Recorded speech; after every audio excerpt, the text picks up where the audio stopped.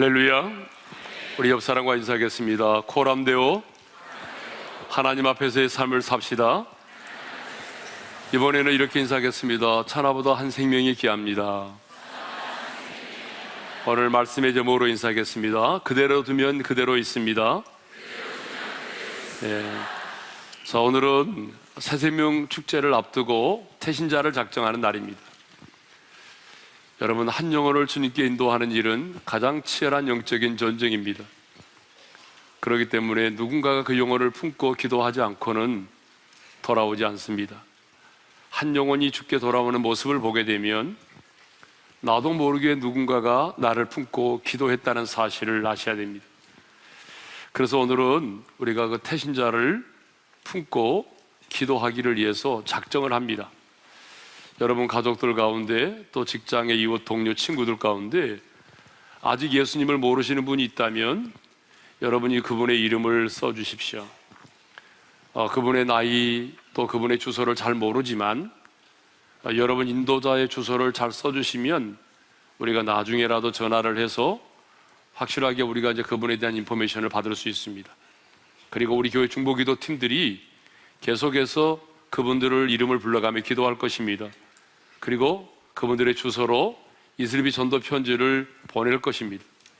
그러니까 여러분들이 그렇게 하시고 오늘 꼭 태신자 작정에 참여해 주시기를 바랍니다. 제가 먼저 기도하겠습니다. 천하보다 한 생명이 귀하다고 말씀하셨습니다.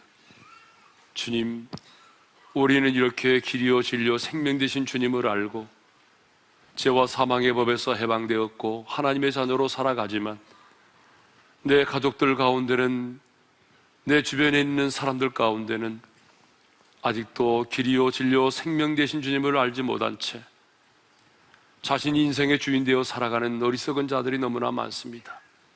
주님, 몰라서 그리하오니 오늘 이 시간 우리가 그들을 품고 위하여 기도하기로 작정하면서 오늘 하나님이 내 마음에 부담으로 주신 사람들의 이름을 우리가 하나님께 올려드리며 태신자를 작정코자 합니다. 성령님, 우리의 마음에 주님의 마음을 부어주셔서 성령의 이끄심을 따라 태신자를 작정하여 기도하게 하시고, 그래서 하나님이 일하심을 보게 하여 주옵소서. 예수님의 이름으로 기도합니다. 아멘. 자, 여러분 볼펜이 필요하신 분은 손을 들어주시고요.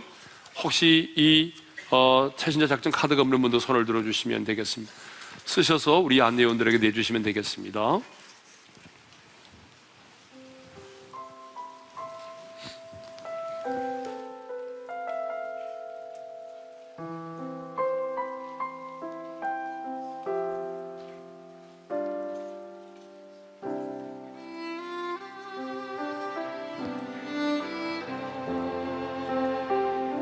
손을 좀 크게 들어주세요. 네, 안내원들은 뒤도 돌아보시고요.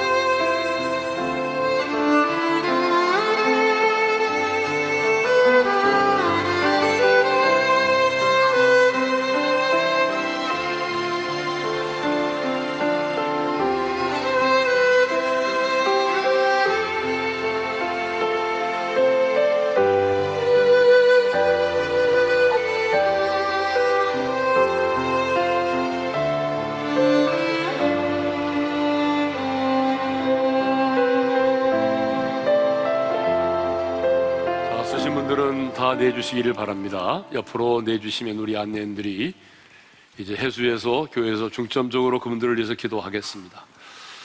혹시 아직 못 쓰신 분들은 여러분들이 나중에라도 나가실 때 내주시고 또 써서 제출해 주시면 되겠습니다. 오늘 하나님의 말씀을 보겠습니다. 요한복음 20장 21절에서 23절입니다. 요한복음 20장 21절에서 23절의 말씀 찾으신 줄 알고 우리 다 같이 함께 봉독을 하겠습니다. 다 같이요. 예수께서 또 이르시되 너에게 평강이 있을지어다. 아버지께서 나를 보내신 것 같이 나도 너희를 보내노라. 이 말씀을 하시고 그들을 향하사 숨을 내쉬며 이르시되 성령을 받으라. 너희가 누구의 죄든지 사하면 사해질 것이요 누구의 죄든지 그대로 두면 그대로 있으리라 하시니라. 아멘. 아버지 하나님, 새로운 피조물 되게 하시고 새 생명을 주셔서 감사합니다. 하나님의 자녀로 우리가 살아가고 있는데 우리의 인생의 끝날 그 마지막 날에 내가 주님을 배우는 그날에 부끄러운 모습으로 주님 앞에 서기를 원치 않습니다. 하나님, 한 번뿐인 인생, 하나밖에 없는 생명인데 착하고 충성된 사람으로 살겠습니다. 오늘이라고 하는 시간 사랑하며 감사하며 살기를 원합니다. 내일로 미루지 말게 하시고 오늘 기도에 무릎을 꿇게 하시고 오늘 사랑하게 하시고 오늘 충성하며 감사하며 헌신하게 하옵소서. 주의 은혜에 감사하며 11조를 드리고 선교헌금, 주일헌금, 감사헌금, 수양간에 세워지는 예배당 건축을 위하여 귀한 물질을 주님께 올려드립니다. 어려운 가운데서도 구별하여 드리는 성도의 귀한 물질 이 경배를 받아 주옵소서. 예수님의 이름으로 기도합니다. 아멘. 우리 지난 주일에는 부활하신 주님의 최고의 관심인 평강에 대해서 함께 나눴습니다. 부활하신 주님께서 그날 저녁 제자들이 모여있는 그곳에 나타나셨죠. 그리고 가장 먼저 너희에게 평강이 있을지어다라고 말씀을 하셨습니다. 왜 부활하신 주님은 제자들을 만났을 때에 가장 먼저 평강에 관한 말씀을 하셨을까요? 그것은 첫째로 현실적으로 제자들에게 평강이 필요했기 때문이죠. 지금 예수님의 제자들은 유대인들이 두려워서 문을 꼭꼭 걸어 잠그고 두려워 떨고 있습니다. 두려워 떨고 있는 그들에게 지금 현실적으로 필요한 것은 좋은 집이 아니었습니다. 많은 돈도 아니었습니다. 정말 그들에게 필요한 것은 바로 마음의 평안이었죠. 여러분, 우리도 마찬가지입니다. 현실적으로 내게 가장 필요한 것이 뭐냐? 그것은 평강이라는 것이죠. 여러분이 아무리 승승장구하고 많은 사업이 잘 돼서 많은 돈을 벌고 여러분의 자녀가 좋은 직장에 다니고 명문대학을 다녀도 지금 마음에 평안이 없다면 그것은 축복이 아니라는 거죠. 그러므로 지금 저와 여러분에게 가장 중요한 것이 뭐냐, 필요한 것이 뭐냐면 그것은 바로 평강이라고 하는 것입니다. 두 번째 이유는 평강이 부활의 열매이기 때문에 그렇습니다. 우리 예수님께서 말씀하신 이 평강, 너에게 평강이 있을지어다 라고 하실 때 이 평강은 세상에 줄 수 없는 평강입니다. 환난과 역경 속에서도 누릴 수 있는 평안입니다. 인간관계의 갈등 속에서도 누릴 수 있는 평안입니다. 질병의 고통 속에서도 누릴 수 있는 평안입니다. 인생의 풍랑 가운데서도 누릴 수 있는 평안입니다. 왜냐하면 이 평안은 하늘로부터 임하는 평안이기 때문에 그렇습니다. 하늘로부터 임하는 평강이라고 하는 것은 뭐죠? 이것은 예수님의 십자가의 대속의 죽음과 부활을 통해서만 주어지는 평안을 말합니다. 다른 말로 말하면 죄와 죽음의 법에서 해방된 자만이 누릴 수 있는 평안이라는 거죠. 그러니까 주님께서 말씀하신 이 평강은 곧 부활의 열매가 되는 것이죠. 세 번째는요, 이 평강을 가진 자만이 평안의 복음을 전할 수 있기 때문입니다. 주님께서 언제 이 말씀을 하셨습니까? 아버지께서 나를 보내신 것 같이 나도 너희를 보내노라, 나도 너희를 보내노라고 말씀하시면서 너희에게 평강이 있을지어다라고 말씀하셨잖아요. 그러니까 보냄을 받은 자는 반드시 뭐가 있어야 된다는 얘기죠? 평강이 있어야 한다는 것입니다. 왜냐하면 그 평강을 가진 자만이 부활의 증인이 될 수가 있고, 평강을 가진 자만이 평안의 복음을 전할 수 있기 때문입니다. 오늘은 부활하신 주님의 또 하나의 관심에 대해서 생각을 해보도록 하겠습니다. 부활하신 주님의 또 하나의 관심은요, 뭐냐면 제자들을 보낸 것입니다. 파송입니다. 파송. 그래서 21절의 말씀을 우리 다시 한번 읽겠습니다. 시작. 예수께서 또 이르시되 너에게 평강이 있을지어다. 아버지께서 나를 보내신 것 같이 나도 너희를 보내노라. 부활하신 주님의 관심은 제자들을 보내는 것이었습니다. 파송이었습니다.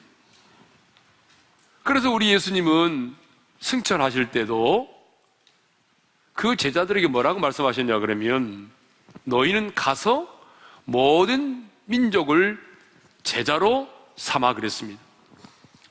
가라는 것입니다. 가서 모든 민족을 제자로 삼으라는 것이죠. 자, 여러분, 이것을 보게 되면 부활하신 주님의 관심이 뭔가를 알 수 있습니다. 부활하신 주님의 관심은요, 제자들을 보내는 것입니다. 파송하는 것이었습니다. 그래서 여러분, 마태복음 10장을 보게 되면 이제 우리가 이 장을 파송장이라고 그러거든요. 거기 보게 되면 예수님께서 12제자를 부르시고요, 그리고 권능을 주시고 제자들을 내보내시는 장면이 나옵니다. 마태복음 10장 1절의 말씀을 우리 다 같이 읽겠습니다. 시작. 예수께서 그의 12제자를 부르사 더러운 귀신을 쫓아내며 모든 병과 모든 약한 것을 고치는 권능을 주시니라. 예수님께서 12제자를 부르셨습니다. 그리고 뭘 주셨습니까? 더러운 귀신을 쫓아내며 모든 병과 모든 약한 것들을 고치는 권능을 주셨습니다. 그리고 마태복음 10장 6절에 보게 되면 이렇게 말씀하십니다. 다 같이요. 이스라엘 집에 잃어버린 양에게로 가라고 말씀하십니다. 여러분, 왜 주님께서 제자들을 부르셨습니까? 왜 주님께서 그 제자들에게 이런 권능을 주셨습니까? 목적이 있습니다. 그 목적이 뭐죠? 그들을 보내는 것이었습니다. 파송하는 것이었습니다. 그러니까 왜 주님께서 제자들을 부르셨습니까? 보내기 위해서. 왜 주님께서 그들에게 권능을 주셨습니까? 바로 그들을 보내기 위해서입니다. 그래서 우리가 영어로 말하면 이것을 이렇게 표현할 수가 있습니다. calling, giving, sending. 하나님이 그들을 부르셨고 주셨고 보내셨다는 것입니다. 예. 제자들만이 아니라 저와 여러분 역시 보냄을 받기 위해서 부름받았습니다. 믿으시면 아멘 합시다. 그래서 여러분, 헬라어로 교회를 뭐라고 부르는지 아시죠? 에클레시아라고 부르잖아요. 이 에클레시아라고 하는 말이 교회라는 뜻인데, 이 말의 뜻이 뭐예요? 세상에서 부름을 받은 자들의 모임이라는 거예요. 주님은 제자들 한 사람 한 사람을 이 세상 가운데서 부르셨습니다. 마찬가지로 우리 주님께서 이 세상 가운데 있던 여러분 한 사람 한 사람들을 지명하여 불러내셨습니다. 주님이 우리를 부르신 목적이 있습니다. 주님이 우리를 부르신 것은 당신 곁에 두어서 주님을 수종 들도록 하기 위함이 아니었습니다. 우리를 붙잡아 두기 위해서가 아니었습니다. 우리를 연단하고 우리를 훈련시키시고 우리에게 권능을 주어서 다시 우리를 다시 이 세상 가운데로 보내시기 위함이죠. 다시 내어 보내시기 위함입니다. 그렇다면 저와 여러분이 보냄을 받은 곳은 어딜까요?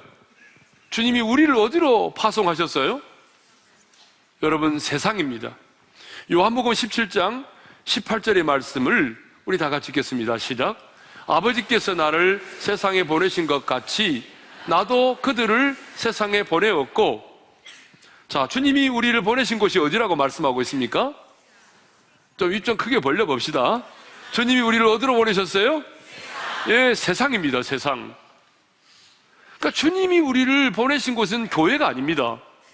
세상입니다. 여러분, 신앙생활의 무대가 교회가 아니에요. 세상입니다. 그런데 많은 성도들은요, 신앙생활의 무대를 교회라고 착각을 하고 있어요.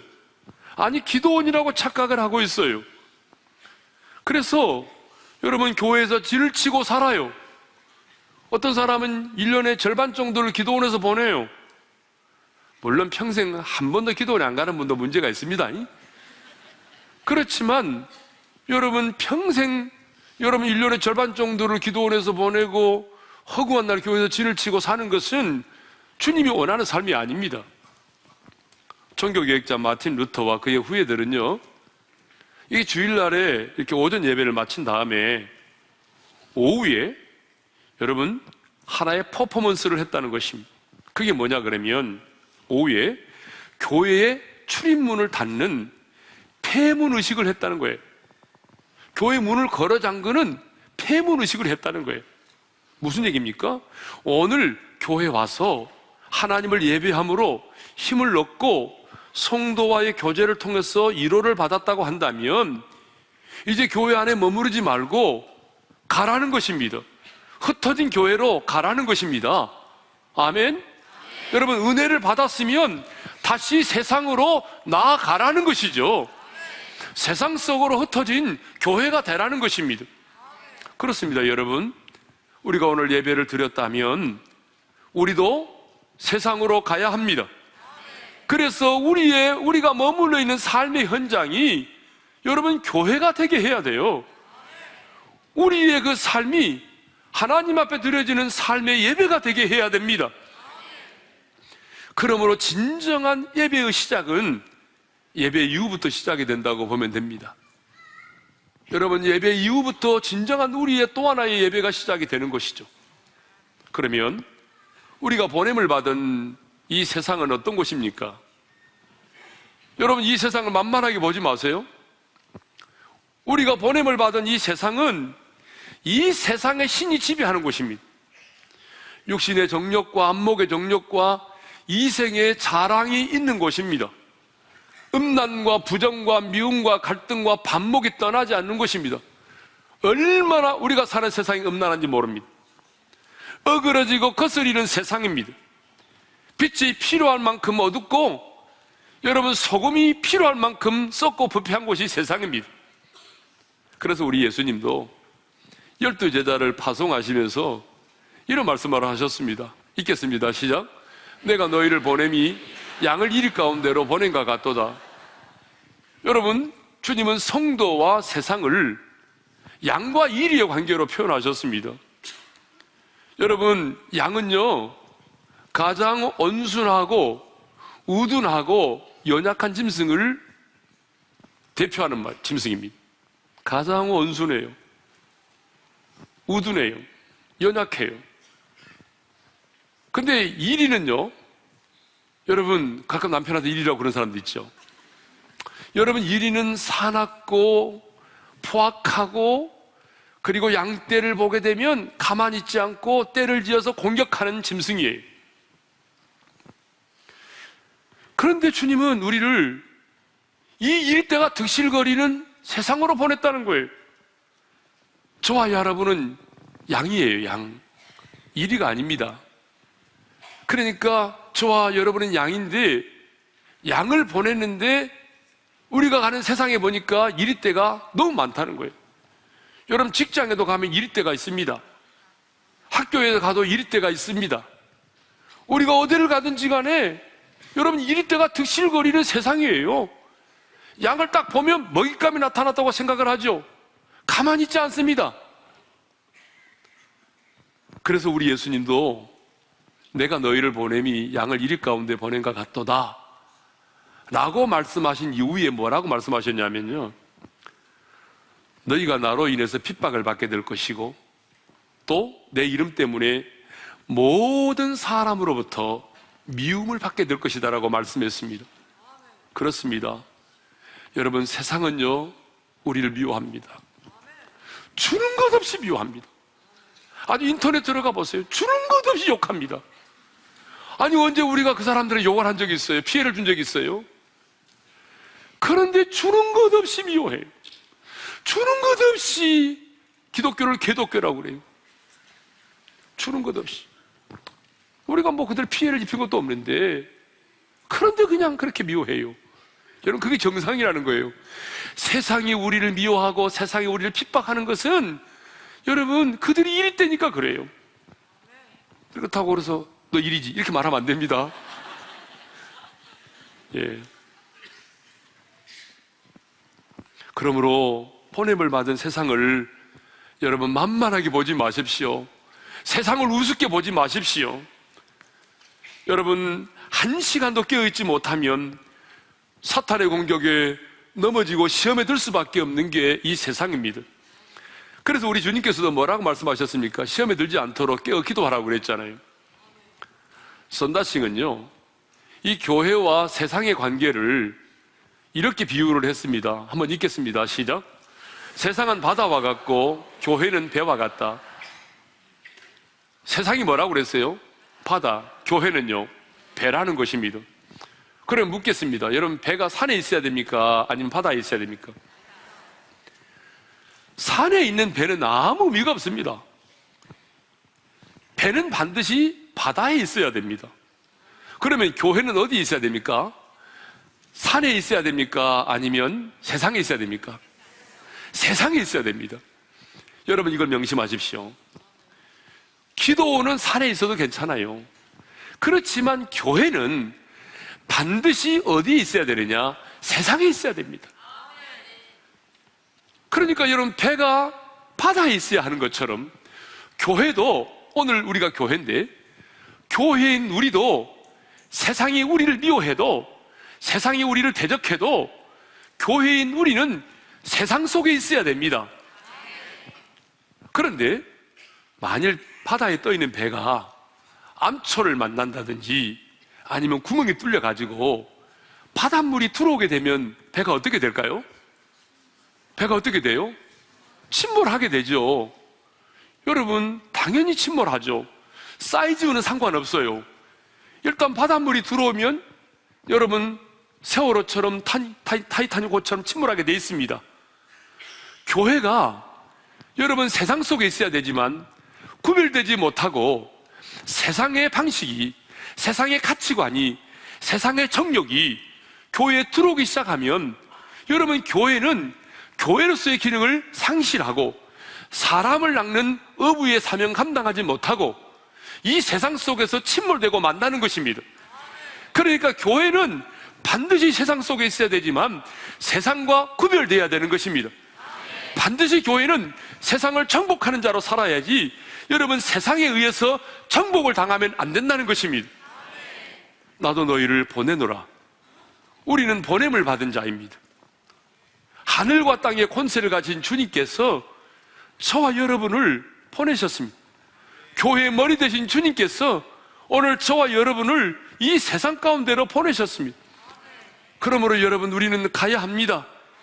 이리 때가 우리를 기다리고 있을지라도, 세상의 미움과 환란이 있다 할지라도 우리는 가야 합니다. 여러분, 가기 싫어도 가야 합니다.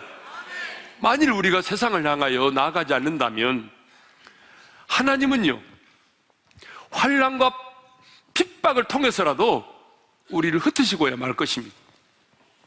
예루살렘 교회를 보십시오. 주님이 말씀하셨잖아요. 성령이 너에게 임하시면 권능을 받고 예루살렘과 온 유대와 사마리아와 땅끝까지 가서 증인이 되라고 그랬잖아요. 그런데 성령의 불이 임했지 않습니까? 권능을 받았지 않습니까? 그렇다면 예루살렘 교회는 나아가야 되는데 나아가지 않았습니다. 그들은 똘똘 뭉쳤습니다. 여기가 좋사오니 우리 뭉치면 살자. 그래가지고 흩어지지 않았습니다. 나아가지 않았습니다. 그러자 주님께서 어떻게 하셨습니까? 예루살렘 교회에 큰 박해를 허락하셨습니다. 여러분, 그래서 흩어버리셨어요. 사도행전 8장 1절을 읽겠습니다. 다 같이요. 그날에 예루살렘에 있는 교회에 큰 박해가 있어 사도 외에는 다 유대와 사마리아와 모든 땅으로 흩어지니라. 주님은 분명히 말씀하셨잖아요. 성령이 너희에게 임하시면 권능을 받고, 그 다음에 어떻게 해요?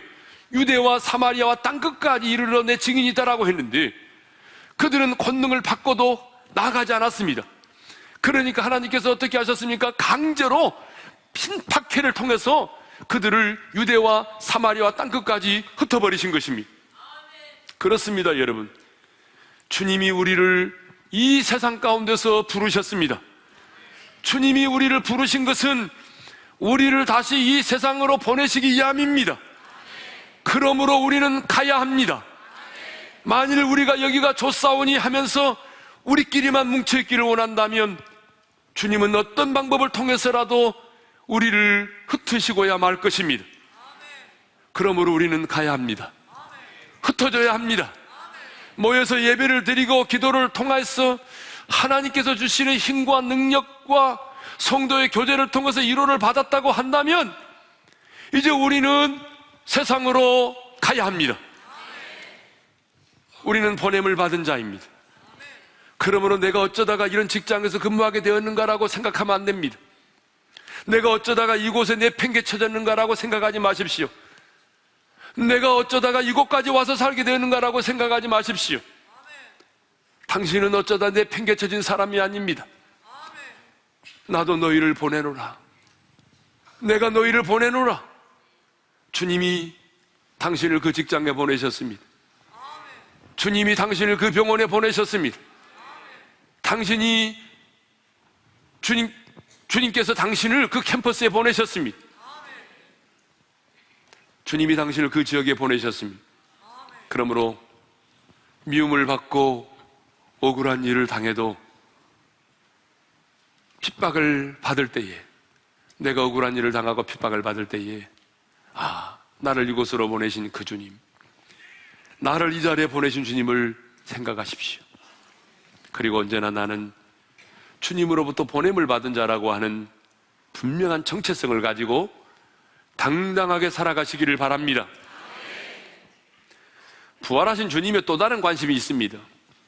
그것은 뭐냐면 성령을 받는 것입니다. 22절의 말씀을 읽겠습니다. 시작.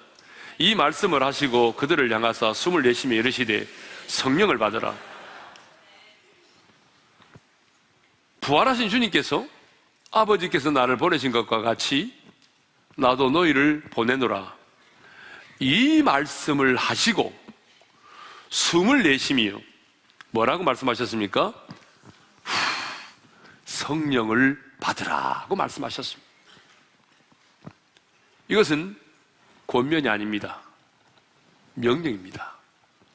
성령을 받으라. 명령입니다. 그러니까 받아도 되고 안 받아도 되는 문제가 아닙니다, 여러분. 이것은 반드시 부활의 주님을 믿는 사람이라면 받아야 된다는 것입니다. 에베소 5장 18절에 사도 바울은 에베소 교회에 편지하면서 이렇게 말씀하고 있습니다. 다 같이 읽습니다. 시작. 술 취하지 말라. 이는 방탕한 것이니 오직 성령으로 충만함을 받으라. 여러분, 이 받으라고 하는 것은 명령입니다. 받아도 되고 받지 않아도 되는 문제가 아닙니다. 선택의 문제가 아닙니다, 여러분. 필수입니다. 반드시 받아야 된다는 것입니다. 그러므로 여러분, 성령을 받는 것, 성령의 충만을 받는 것은 하나님의 뭐라고요? 명령이라는 것입니다. 근데 사람들은요, 도둑질하고 간음죄를 지는 것은 죄라고 생각을 합니다. 그런데 성령의 충만을 받지 않는 것을 죄라고 생각하는 사람이 별로 없는 것 같아요. 근데 여러분, 간음죄 못지않게 도둑질하는 것보다 못지않게 내가 오늘 성령의 충만을 받지 않는 것도 죄라는 사실을 아셔야 됩니다. 성령을 받지 않는 것, 성령의 충만함을 받지 않는 것, 뭐라고요? 죄입니다.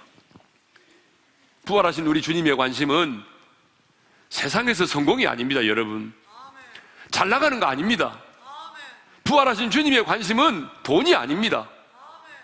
부활하신 주님의 관심은 여러분 세상에서 출세하는 거 아닙니다. 부활하신 우리 주님의 관심은 여러분 성령의 충만을 받고 세상을 향하여 나아가는 것입니다. 그러면 왜 부활하신 주님은 제자들에게 성령을 받으라고 말씀하셨을까요? 왜 주님은 오늘 우리에게 성령의 충만을 받아야 된다고 말씀하시는가요? 그 이유가 있습니다. 성령의 충만을 받아야 부활의 증인된 삶을 살 수 있습니다.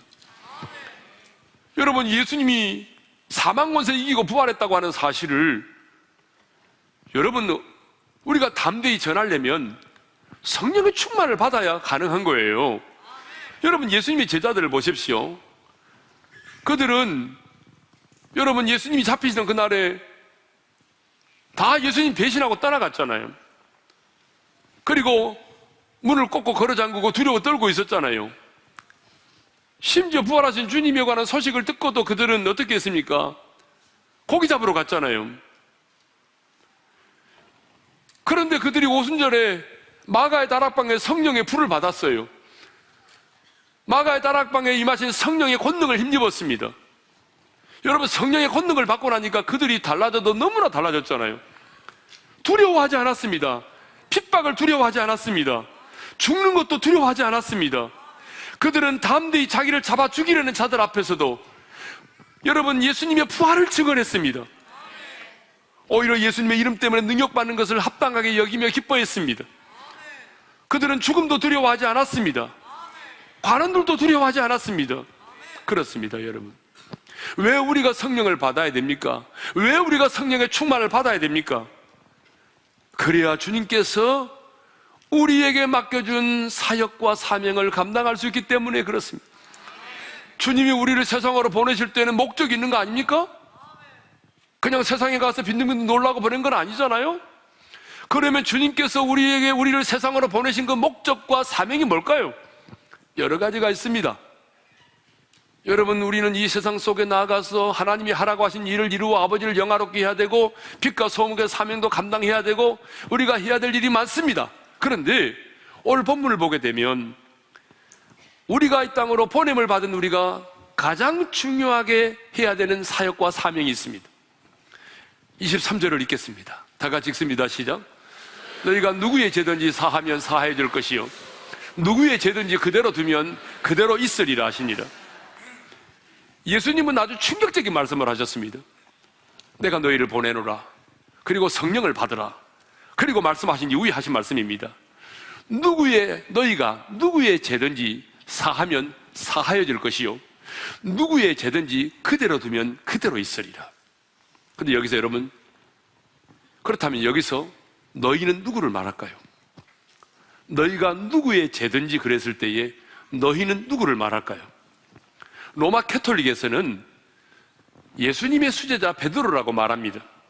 그래서 베드로의 뒤를 잇는 교황에게 죄를 사하여 주는 그런 사제권이 있다라고 말합니다. 그런데 여러분, 우리가 그렇게 해석을 하게 되면 사제가, 오늘 우리가 고해성사를 하게 되면 신부가 그 얘기를 듣고 죄를 사하면 하나님도 사해 주시고 사제가 그 죄를 사해 주지 않으면 하나님도 그 죄를 그냥 놔두셔서 심판을 받게 된다는 것이 되려고 마는 거죠. 그러나 여러분, 본문에 나오는 너희는 수제자인 베드로를 말하는 것이 아니라 베드로만이 아니라 예수님의 제자들 전체를 말합니다. 그리고 여러분, 반드시 기억해야 될 사실이 뭐냐면 죄를 사하는 권세는 어떤 특정한 소수의 사람에게 있는 것이 아닙니다. 여러분, 죄를 사하는 권세는 오직 하나님께만 있습니다. 오직 예수님께만 있습니다. 그래서 예수님께서 중풍병자를 일으키실 때에 일어나 내 침상을 가지고 집으로 가라 이렇게 말씀하지 않으시고 일부러 그들에게 들으라고 주님이 뭐라고 말씀하셨습니까? 네 죄 사함을 받았느니라고 말씀하셨습니다. 그때 유대인들이 화가 났습니다. 죄를 사하는 권세는 하나님께만 있는데 네가 어떻게 죄를 사할 수 있느냐라고. 여러분, 죄를 사하는 권세는 오직 여러분 예수님께만 있습니다. 하나님께만 있습니다. 그렇다면 오늘 본문에 너희가 누구의 죄든지 사하면 사해 줄 것이요 그대로 두면 그대로 있으리라고 하는 이 말씀의 의미는 뭘까요? 정리를 잘 하셔야 됩니다. 여러분, 이 말씀을 정리를 잘 하셔야 됩니다. 예수님의 십자가와 부활을 근거로 죄에 대한 하나님의 용서를 선포하는 것을 말합니다. 다시 말하면 우리가 전하는 복음을 듣고 믿고 받아들이는 자는 누구든지 죄 사함을 얻는다는 것입니다. 어떤 죄를 졌든지 간에 내가 오늘 전하는 십자가의 피 묻은 복음과 그 부활의 복음을 듣고 그가 그 복음을 믿고 영접하게 되면 그 사람은 누구든지 간에 죄 사함을 얻게 된다는 것입니다. 그러니까 내게 죄 사함의 권세가 있는 것이 아니라 내가 전하는 복음을 듣고 예수님을 영접하게 되면 누구든지 죄 사함을 얻게 되는 것입니다. 할렐루야.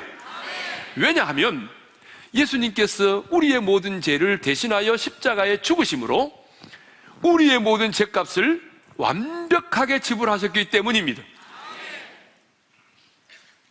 그러므로 사람들의 죄 사함은 내게 죄 사함의 권세가 있는 것은 아니지만 사람들의 죄 사함은 오늘 복음을 전하는 나와 직결되어 있다는 사실을 아셔야 됩니다. 내가 누군가를 품고 기도하고 그 사람에게 복음을 전할 때에 그 복음을 받아들이는 자는 누구든지 죄를 사함받고 영생을 얻게 되는 것입니다. 그러나 내가 아무리 좋아하고 사랑하는 사람이라 할지라도 내가 그 영혼을 품고 위하여 기도하지 않고 그에게 복음을 전하지 않게 되면 그 사람의 죄는 그대로 있게 된다는 것입니다. 그리고 그 사람은 그 죄로 인하여 영원한 저주와 심판을 받게 되는 것입니다. 그래서 예수님은 베드로가 주는 그리스도시요 살아계신 하나님의 아들이십니다라고 고백할 때에 천국의 열쇠를 주셨습니다. 마태복음 16장 19절의 말씀을 읽겠습니다. 시작. 내가 천국 열쇠를 내게 주리니 네가 땅에서 무엇이든지 매면 하늘에서도 매일 것이요 네가 땅에서 무엇이든지 풀면 하늘에서도 풀리리라. 여러분 아멘입니까? 열쇠라고 하는 것은 주인의 그 권위와 능력을 상징하는 것입니다. 그러니까 열쇠를 이렇게 맡긴다라고 하는 것은 주인이 자신의 권리와 능력을 부분적으로 임한다는 것입니다. 그러므로 우리가 성령의 능력을 힘입어 복음을 전하면 형제와 자매에게 역사하고 있는 더러운 귀신들이 묶임을 받고 떠나가게 되는 것입니다. 내가 전하는 복음을 받아들이면 죽음의 권세에서 해방이 되는 것입니다. 흉악의 결박에서 풀려나게 되는 것입니다. 하나님의 진노에서 해방됩니다. 여러분 모든 죄를 사함받습니다. 죽은 영혼이 살아납니다. 어둠에서 빛으로 옮겨지게 되는 것이죠. 여러분 이 놀라운 일이 실제로 일어납니다. 여러분 이 놀라운 일이 실제로 일어나게 되는 것입니다. 이런 기가 막힌 특권과 권세가 어디 있습니까? 그런데 하나님은 하나님의 자녀된 저와 여러분에게 이 천국의 열쇠, 이 영광스러운 십자가의 피 묻은 복음, 부활의 복음을 전할 수 있는 이 권세를 저와 여러분에게 주셨다 그 말입니다. 그런데 우리가 만일 이 열쇠를 사용하지 않는다면, 아니 우리가 이 십자가의 피 묻은 복음, 부활의 복음을 전하지 않는다면 어떻게 될까요? 읽겠습니다. 시작. 누구든지 누구의 죄든지 그대로 두면 그대로 있으리라. 그 사람은 여전히 죄 가운데 있게 된다는 것입니다. 오늘 당신이 이 용서의 복음을 전하지 않으면 그 사람은 그대로 있게 될 것입니다. 당신이 오늘 이 용서의 복음을 선포하지 않는다면 당신이 그토록 좋아하고 사모하는, 사랑하는 당신의 부모도, 당신의 남편도, 당신의 자식도, 밤을 새워 시간 가는 줄 모르고 얘기에 꽃을 나누는 여러분의 친구도 그대로 있게 될 것입니다. 따라서 합시다. 그대로 두면 그대로 있게 될 것입니다. 여러분, 이 말이 얼마나 무서운 말인지 아세요? 그대로 두면 그대로 있게 된다는 말이 얼마나 무서운 말인지 아세요? 그러므로 예수를 모르는 당신의 부모를 그대로 두지 마세요. 세상의 사람들은 말하죠. 제발 그대로 놔두라고. 여러분, 복음을 전하려고 하면 뭐라고 말해요? 제발 그대로 놔두라고 말하잖아요. 여러분 남편도 그렇게 말하잖아요. 제발 내버려둬. 이것만 터치하지 말어. 당연히 교회 나가는 것만도 내가 잘 봐준 거야? 세상은 우리에게 요구합니다. 그냥 놔두래요. 그런데 주님은 우리에게 말씀합니다. 그대로 두면 그대로 있게 될 것이다. 예수를 모르는 당신의 남편과 자식을 그대로 두지 마십시오. 그대로 두면 여전히 죄 가운데 있게 될 것입니다. 그대로 두면 영원한 저주와 심판을 받게 될 것입니다. 만일 하나님께서 당신 곁에 두신 그 어떤 사람을 그대로 방치한다면 당신은 악한 사람입니다. 여러분이 곁에 두신 그 영혼을 여러분이 그대로 둔다면 하나님은 여러분의 그 사람의 핏값을 여러분에게 물을 것입니다. 그대로 두면 그대로 있게 될 것입니다.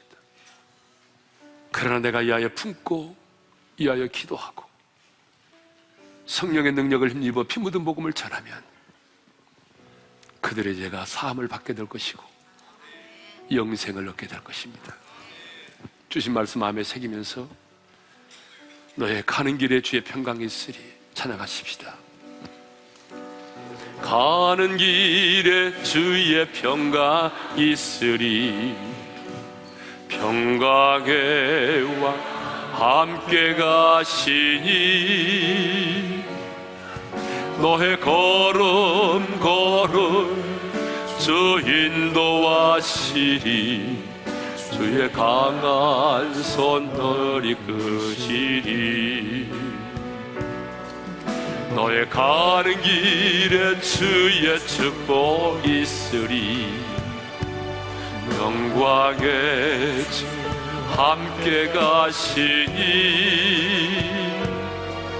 내가 밟는 모든 땅 주 날 다스리니 주의 예비케 되리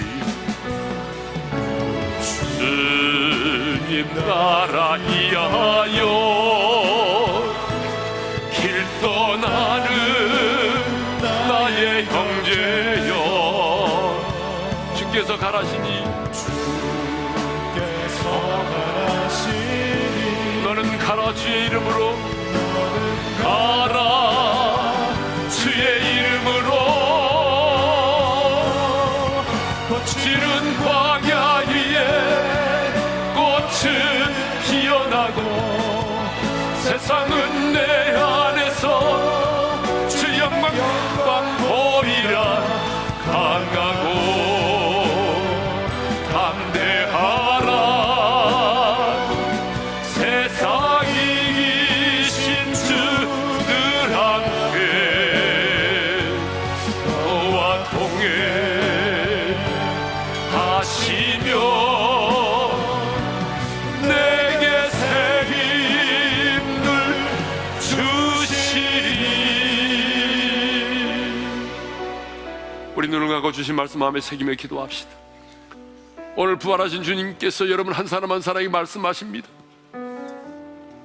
아버지께서 나를 보내신 것 같이 나도 너를 보내노라. 그런데 내가 너를 보냄이 꼭 양을 이리 가운데 보내는 것 같구나. 미움과 환난과 핍박이 있는 그 세상, 이 세상의 신이 지배하고 있고 온갖 음란과 부정과 미움과 갈등과 반목이 있는 이 세상, 소금이 필요할 만큼 썩고 빛이 필요할 만큼 어두워진 이 세상, 주님이 우리를 보내셨습니다. 그러므로 여러분 가야 합니다. 가고 싶지 않아도 가야 합니다. 그래서 우리가 머물러 있는 그곳이 교회가 되게 하고 우리의 삶으로 하나님을 예배해야 합니다. 근데 우리 힘으로는 세상을 이길 수 없잖아요. 그래서 주님이 말씀하셨습니다. 성령을 받으라. 성령의 충만을 받으라. 그래야 사명 감당할 수 있다는 것입니다. 그래서 가서 이 용서의 복음을 전하면, 품고 이하여 기도하면 그들의 죄가 사함을 얻게 될 것이고 영생을 얻게 되지만, 네가 네 자존심 때문에 네가 그걸 방치하면, 그대로 두면 그대로 있게 될 것이니 그대로 놔두지 말라는 것입니다. 주님 가겠습니다. 성령의 능력을 덧입혀 주십시오. 가서 내가 용서의 복음을 전하겠습니다. 그대로 방치하지 않겠습니다. 내가 주의 복음 전하여 살리는 자의 역할을 감당하겠습니다. 우리 두 손을 들고 주여 한번 외치고 부르짖어 기도하며 나갑니다. 주여! 아버지 하나님, 나도 너희를 보내노라. 주님 가겠습니다. 세상을 향하여 가겠습니다. 미움과 환난과 핍박이 나를 기다린다오나 주여 내가 가겠습니다. 성령의 능력을 덧입혀 주십시오. 성령의 충만함을 내게 주십시오. 나는 연약합니다. 나는 부족합니다. 물이 많습니다. 성령의 충만함을 덧입혀 주십시오. 가서 내가 그 영혼을 품겠습니다. 내가 그 영혼을 위하여 기도하겠습니다. 내가 그 영혼에게 복음을 전하겠습니다. 하나님, 죄와 사망의 법 가운데 방치하지 마시고 그들의 죄가 사함을 얻게 하시고 용서의 복음이 증거되므로 살아나는 역사들이 일어나게 도와주십시오. 살리는 역사가 일어나게 도와주십시오. 주여 나를 보내시옵소서. 주여 나를 도구로 사용하여 주시옵소서.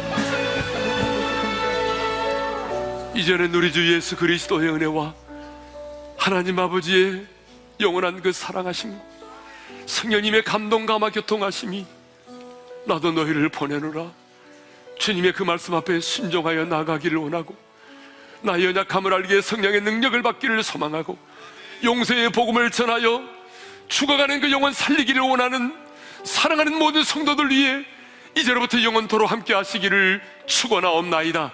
아멘.